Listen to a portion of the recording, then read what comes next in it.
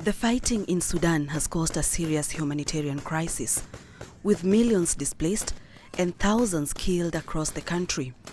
Fighting between the army and the RSF has destroyed many hospitals and led to a shortage of medicine and other essentials at healthcare centers.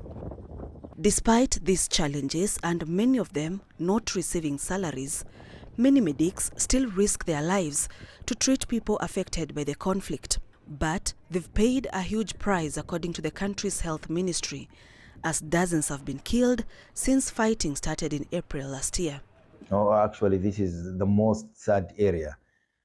Actually, we lost more than 40 of the healthcare workers practicing their job in hospitals or providing services, saving lives of the people in ambulances. They are directly shooted by the army, militia, and this actually is not accepted, and there is no respect for international treaties or international laws of war. Experts in the health sector believe that the indirect death toll from the conflict may be much higher than the announced statistics, as the closure of hospitals in Khartoum, Darfur and Gezira, along with the lack of medicine, has indirectly led to the deaths of hundreds of citizens. There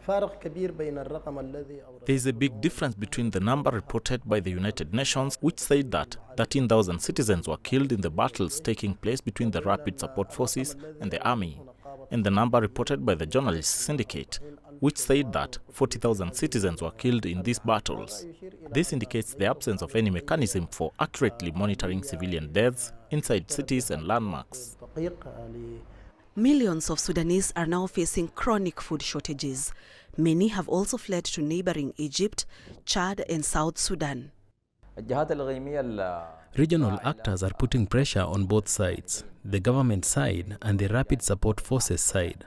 So they want to make progress on the field so that they can participate in the negotiations for positions of strength. Likewise, with regard to the RSF strikes they were subjected to in the past days, which they lost, they want to compensate for what they lost during these attacks in order to achieve victory over the government forces. Meanwhile, residents of Sennar State in Sudan are increasingly concerned over renewed clashes in the Jabal Muya area west of the state. Residents are warning that if Sennar falls into the hands of the RSF, that will threaten the security of a vital road linking the state to the White Nile state in the south. Sharon Baranga, CGTN.